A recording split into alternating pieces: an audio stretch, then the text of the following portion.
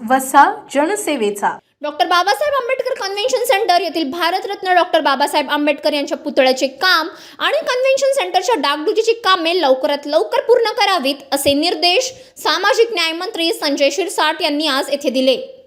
कामठी मार्गावरील doctor Babasaheb Ambedkar convention centre येथील सभागृहात आज बैठक आयोजित करण्यात आली. यावेळी ते बोलत होते.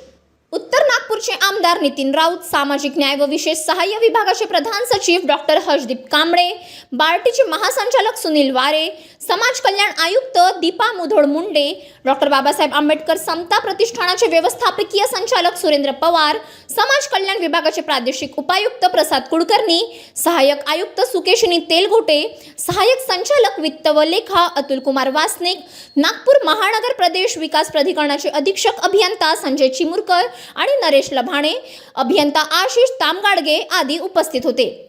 ऑडिटोरियम हॉलच्या बाल्कनी भागातील शीतवाहक डक्ट, शीतवाहक यंत्रणेच्या पाईप्सचे इन्सुलेशन, कॉन्फरन्स रूम मधील air handling unit, VIP guest room, diesel generator, exit गेटकडील पाण्याच्या भूमिगत टाकीला वॉटरप्रूफिंग, बेसमेंट पार्किंग आदीची चर्चा बैठकीत करण्यात आली. ही कामे तातडीने पूर्ण करण्याचे निर्देश मंत्री शिरसाट यांनी यावेळी दिले. तसेच डॉक्टर बाबासाहेब आंबेडकर यांच्या 40 फूट उंचीचा पुतळा लवकरात लवकर पूर्ण करण्याचे निर्देश त्यांनी यावेळी दिले. City news.